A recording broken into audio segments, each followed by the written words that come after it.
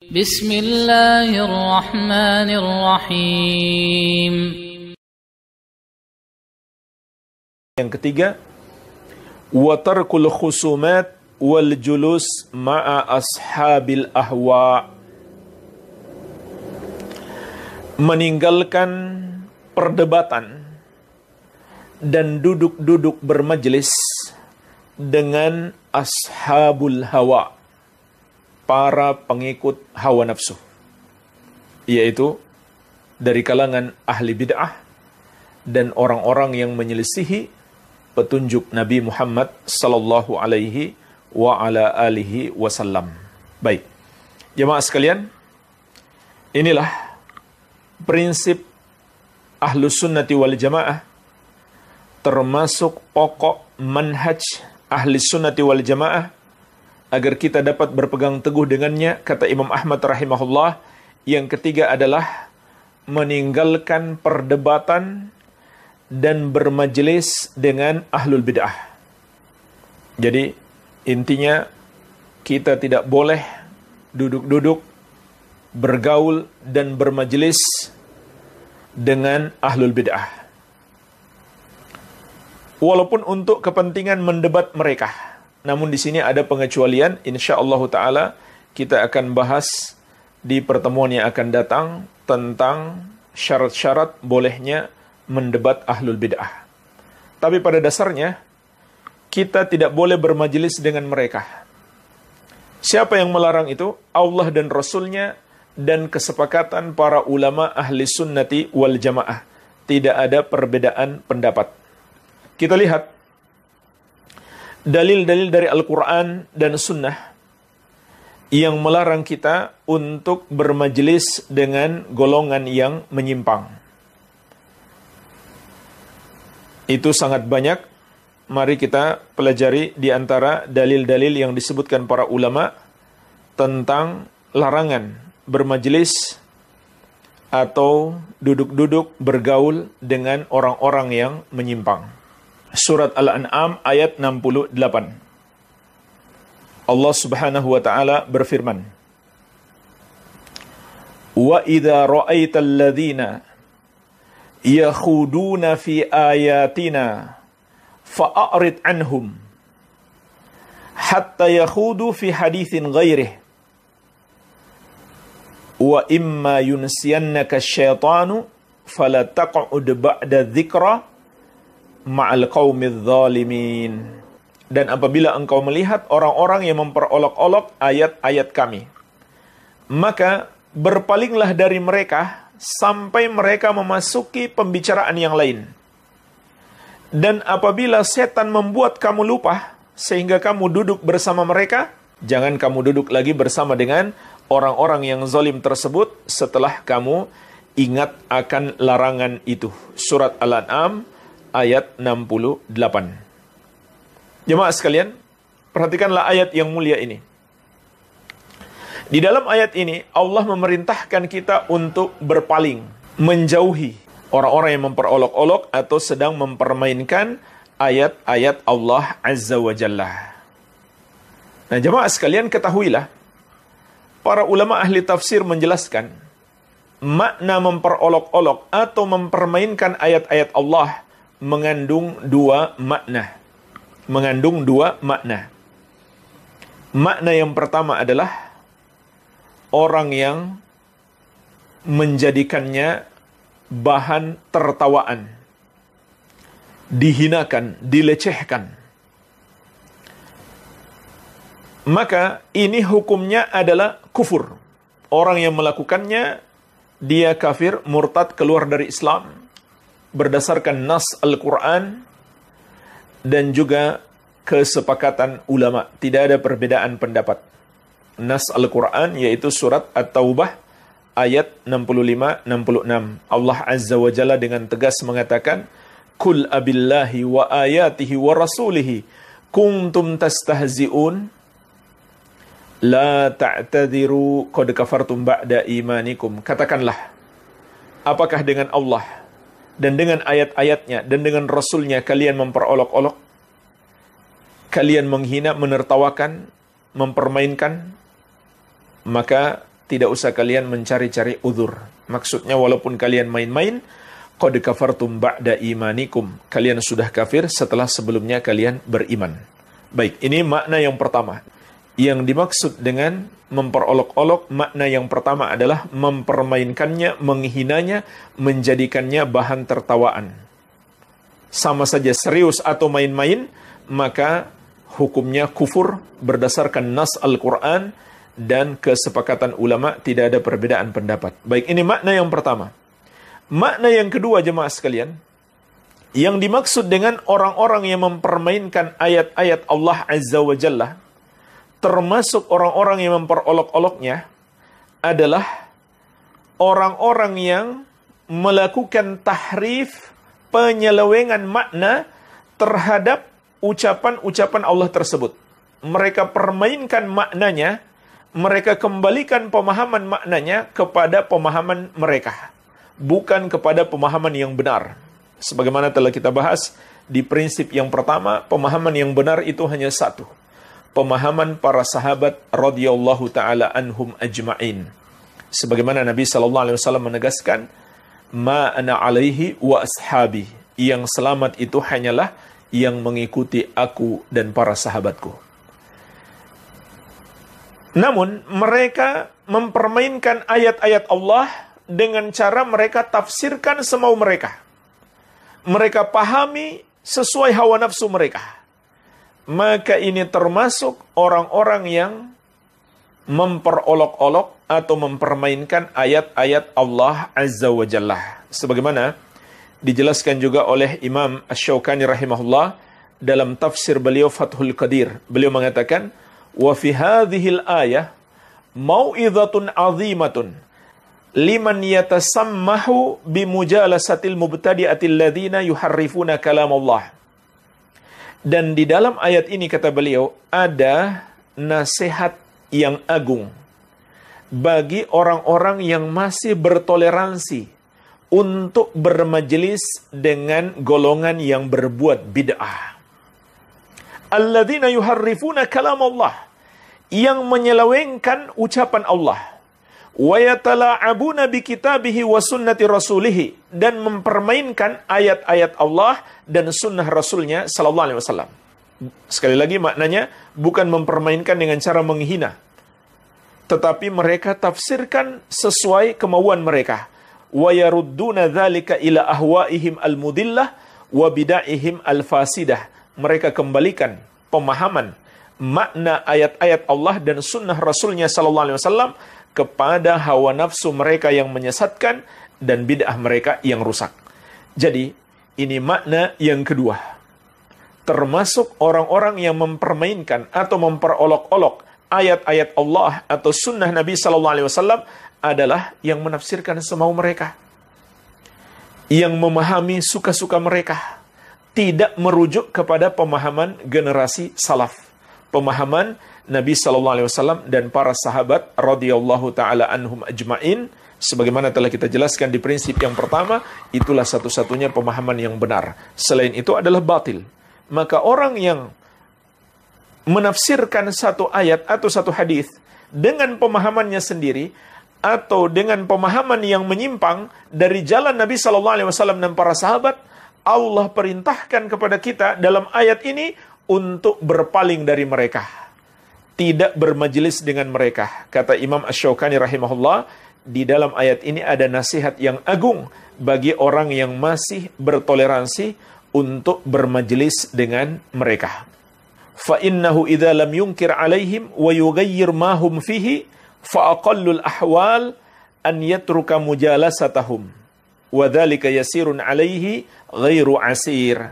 Kata Imam Asy-Syaukani rahimahullah, karena sesungguhnya apabila seseorang tidak mengingkari mereka atau merubah kemungkaran mereka, maka minimalnya dia meninggalkan bermajelis dengan mereka. Dan itu mudah tidaklah sulit. Itu mudah tidaklah sulit. Cukup tidak mendatangi majelis mereka.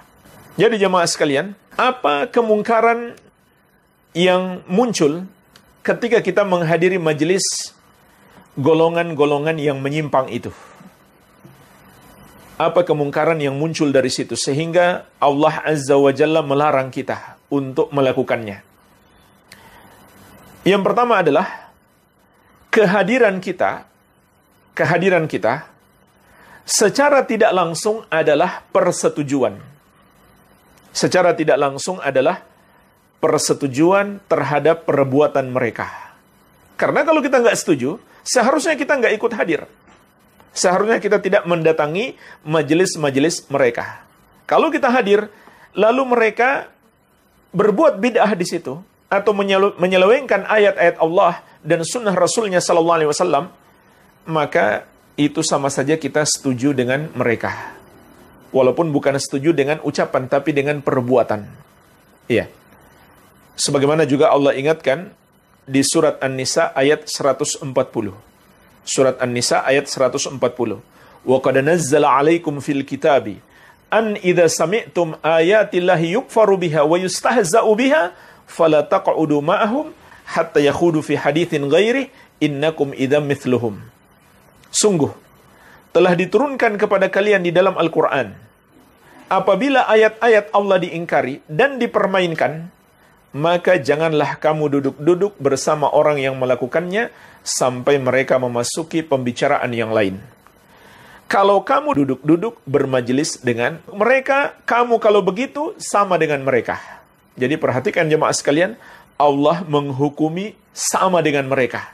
Orang yang duduk-duduk bermajelis dengan mereka. Oleh karena itu jemaah sekalian, andai seseorang datang ke situ untuk mengingkari mereka, untuk menasihati mereka, maka dia tidak termasuk.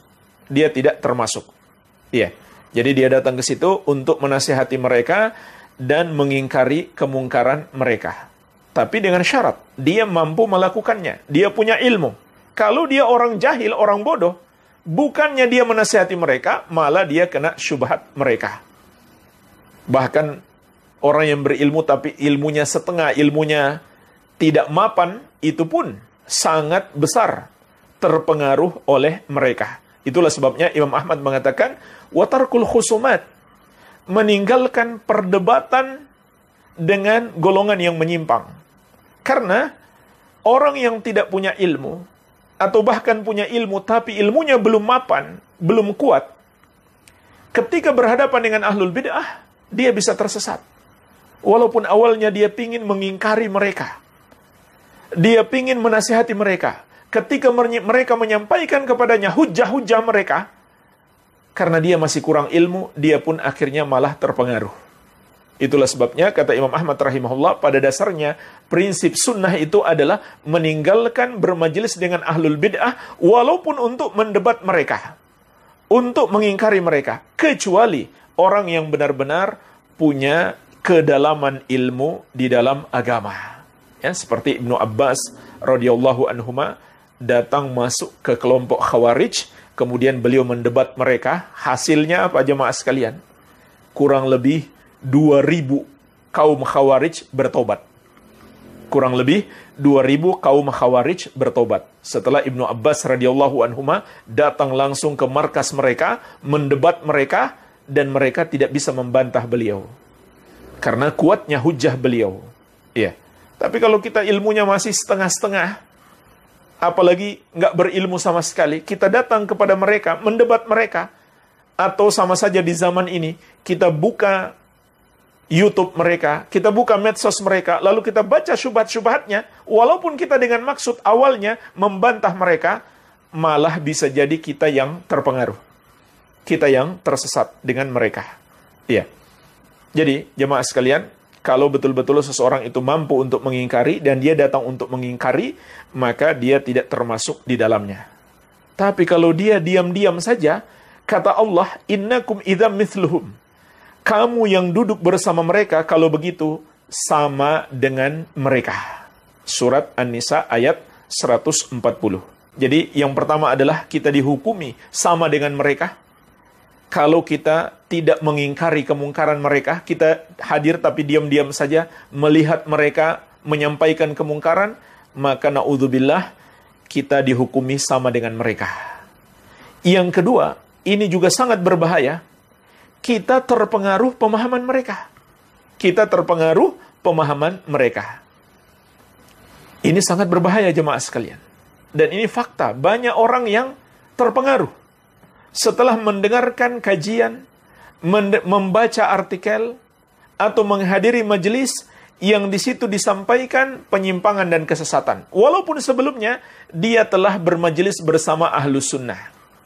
Lalu kemudian dia coba-coba datang kepada golongan-golongan yang menyimpang, yang memahami Islam bukan sesuai petunjuk Nabi SAW dan para sahabat radhiyallahu taala anhum ajma'in, maka pada akhirnya dia tersesat. Ini sangat berbahaya. Ini yang kedua. Kemudian yang ketiga, kehadiran kita di majelis ilmu yang disampaikan padanya penyimpangan dan kesesatan, itu juga sama dengan membantu mereka untuk menyesatkan orang lain. Kenapa jemaah sekalian?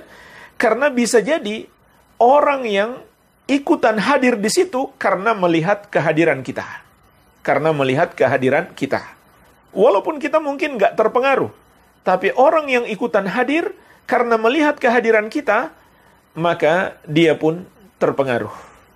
Maka kita sama saja menyesatkan dia secara tidak langsung. Na'udzubillah. Jadi ini jemaah sekalian mudarat yang ketiga. Kalau kita menghadiri majelis-majelis yang terdapat padanya penyimpangan, maka secara tidak langsung kita membantu mereka untuk menyesatkan orang. Bisa saja orang yang hadir di tempat itu karena melihat kehadiran kita, atau dia lebih semangat untuk menghadirinya karena melihat kita ikut hadir. Maka secara tidak langsung kita menyesatkan dia. Jadi jangan kita katakan, wah saya kan nggak mungkin lah mengikuti penyimpangan mereka. Kehadiran kita di situ sudah terdapat mudarat-mudarat yang lain. Sudah terdapat mudarat-mudarat yang lain. Pertama, mudarat. Kita na'udzubillah dihukumi oleh Allah sama dengan mereka. Kalau kita tidak mengingkari kemungkaran mereka tersebut, tidak merubah kemungkaran mereka. Yang kedua, kita bisa terpengaruh, sedikit atau banyak. Yang ketiga, kita bisa menyesatkan orang lain. Begitu pula, yang keempat, orang yang menyampaikan materi di majelis tersebut bisa jadi semakin banyak orang hadir, dia semakin semangat. Maka kita membantu dia semakin semangat untuk menyampaikan kesesatan. Baik, ini di antara yang dijelaskan oleh Imam Asy-Syaukani rahimahullah, mudarat-mudarat yang muncul dari kehadiran seseorang di majelis yang padanya ada penyimpangan. Baik. Kemudian jemaah sekalian, dalil yang lain yang melarang kita bermajelis dengan orang yang menyimpang, yang menyampaikan ajaran-ajaran agama tapi tidak merujuk kepada pemahaman ahli sunnati wal jamaah, adalah surat Ali Imran ayat ke-7. Allah Azza wa Jalla berfirman, فَأَمَّا الَّذِينَ فِي قُلُوبِهِمْ زَيْغٌ فَيَتَّبِعُونَ مَا تَشَابَهَ مِنْهُ ابْتِغَاءَ الْفِتْنَةِ وَابْتِغَاءَ تَأْوِيلِهِ. Di pertengahan ayat ini Allah mengatakan, adapun orang-orang yang di hati mereka ada penyakit kesesatan, maka mereka akan mengikuti atau mencari-cari dalil yang mutasyabih, dalil yang bisa dijadikan syubhat. Subhanallah jemaah sekalian, Allah ingatkan dalam ayat ini, mereka jadikan syubhat adalah dalil-dalil. Maka hati-hati. Dalam ayat ini Allah ingatkan tidak semua orang yang menyampaikan dalil berarti dia benar. Ada orang-orang kata Allah yang mencari dalil-dalil yang mutasyabih, yang bisa dijadikan syubhat, yang masih samar bagi sebagian orang. Mutasyabih artinya masih samar bagi sebagian orang, sehingga bisa untuk menyesatkan mereka. Ibtigha al-fitnah, kata Allah, tujuan mereka untuk menyesatkan. Wa ibtigha ta'wilih, dan untuk membuat penakwilan tersendiri. Penakwilan yang lain, yang tidak mengikuti pemahaman yang benar. Jadi, surat Ali Imran ayat ke-7 ini mengingatkan kita ada orang-orang yang berusaha mencari dalil-dalil untuk dijadikan syubhat. Maka hasilnya apa? Mereka menyesatkan manusia dan mereka membuat penakwilan yang tidak sesuai dengan kebenaran, tidak sesuai dengan pemahaman ahli sunnati wal jamaah. Nah, jemaah sekalian, ayat ini langsung diingatkan oleh Rasulullah sallallahu alaihi wa ala alihi wasallam. Jadi Nabi sallallahu alaihi wasallam langsung mengingatkan kita tentang makna yang terkandung di dalam ayat ini. Sebagaimana dalam hadis Aisyah radhiyallahu anha yang diriwayatkan Al-Bukhari dan Muslim. Rasulullah sallallahu alaihi wasallam bersabda, "Fa idza ra'aital ladzina yattabi'una ma tashabaha minhu fa ulaika alladzina sammallah fahdharuhum." Kalau kamu lihat orang-orang yang melakukan itu, yang mencari-cari atau mengikuti dalil-dalil yang mutasyabih, yang belum jelas, yang Allah sebutkan dalam ayat tersebut. Faulaika alladzina sammallah, maka mereka itulah yang Allah ingatkan dalam ayat ini, fahdharuhum, maka jauhi mereka. Kata Nabi sallallahu alaihi wasallam, jauhi mereka, jauhi orang-orang yang berdalil dengan Al-Quran dan Sunnah, tapi pemahamannya tidak benar. Maka jemaah sekalian, di sini ada pelajaran penting bagi kita. Tidak setiap orang yang menyampaikan ayat, menyampaikan hadis berarti dia benar. Tidak setiap orang yang menyampaikan ayat dan hadis berarti dia benar. Walaupun hadisnya dia hafal, walaupun ayatnya dia hafal. Bahkan dia hafal seluruh Al-Quran dan menghafal ribuan hadis. Bahkan dia hafal bukan hanya lafaznya, sanadnya, bahkan halamannya, tempatnya, kiri atas atau kiri bawah, kanan atas atau kanan bawah, dia hafal. Maka kita katakan jemaah sekalian, itu adalah baik, hafalan tersebut. Tapi itu bukan jaminan kebenaran. Ini yang harus kita pahami. Kita tidak mencela orang karena dia hafal sampai sedetail seperti itu. Justru kita puji. Itu baik, itu bagus. Dan kita merasa kurang, kita merasa lemah karena tidak bisa menghafal seperti orang tersebut.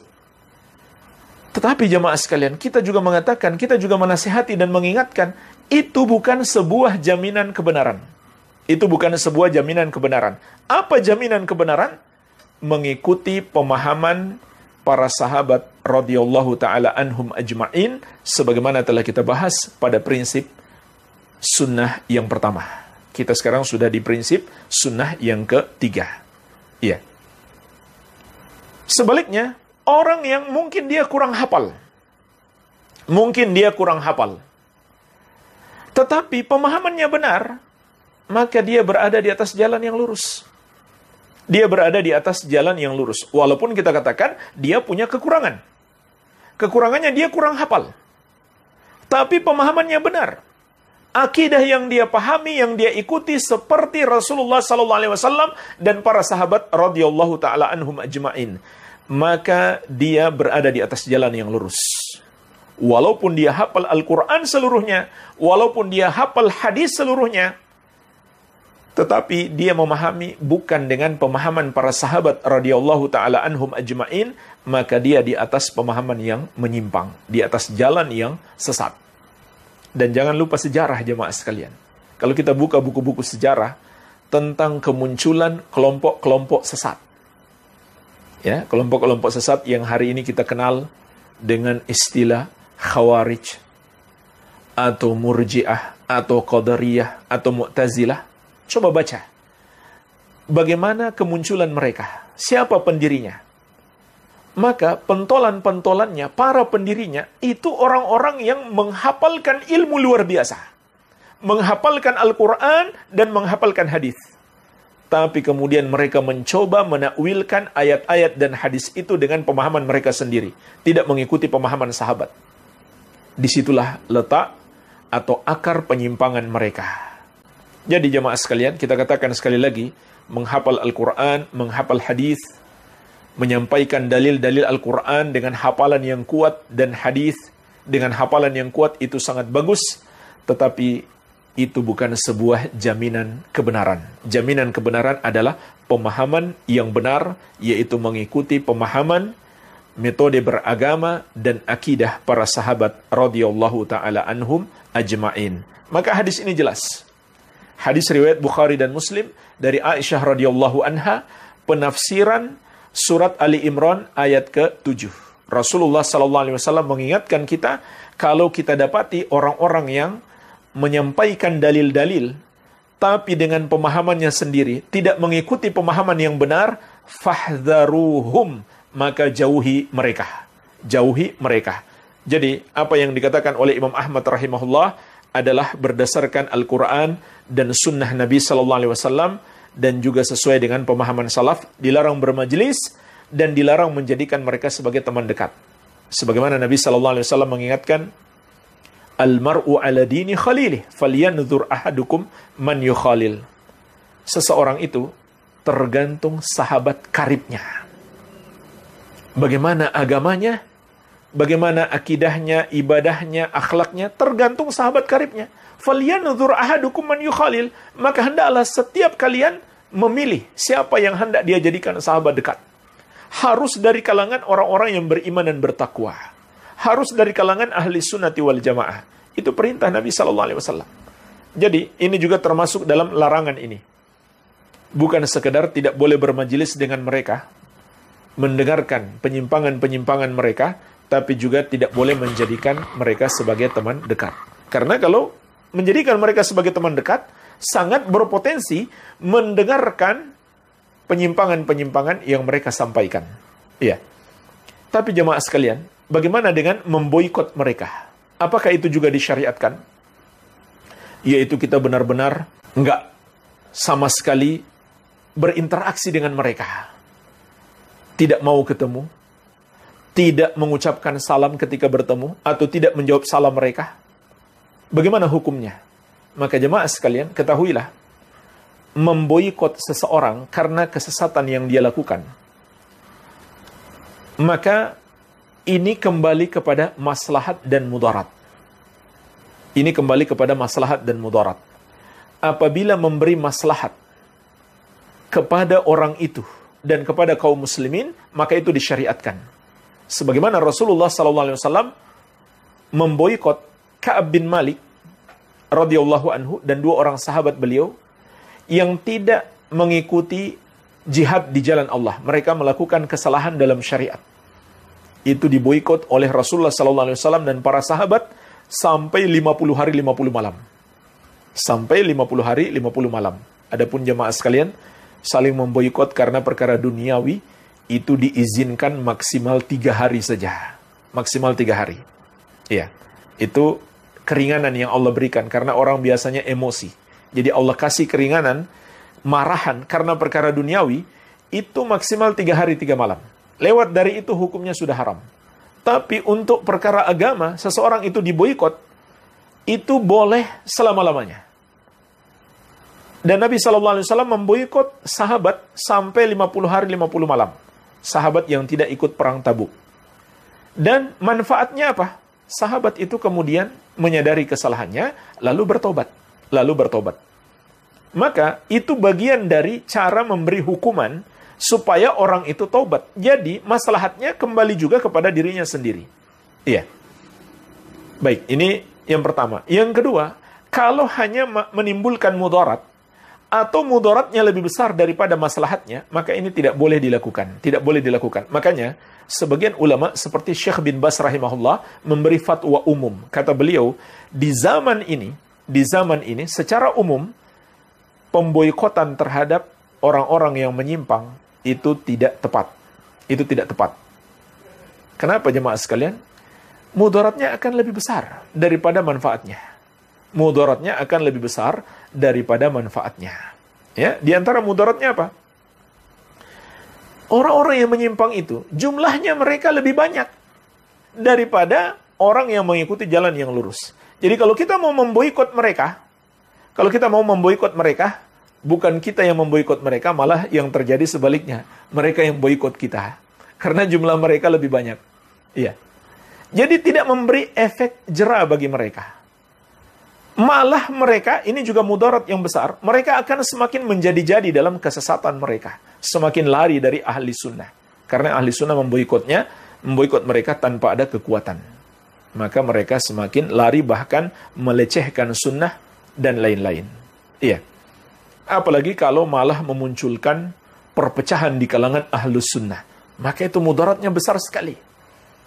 Manfaatnya tidak jelas, tapi mudaratnya sangat besar. Maka jemaah sekalian, andai ada manfaat sekalipun, kalau mudaratnya lebih besar dalam syariat, itu tidak dibolehkan. Itu tidak dibolehkan di dalam syariat. Ya, seperti contohnya, sebagian ahli sunnah memboikot orang-orang yang mereka anggap menyimpang. Itu pun kalau menyimpang beneran. Apalagi kalau yang mereka boikot masih sesama ahli sunnah. Kemudian menimbulkan perpecahan di kalangan ahli sunnati wal jamaah. Dan membuat musuh-musuh sunnah itu tertawa.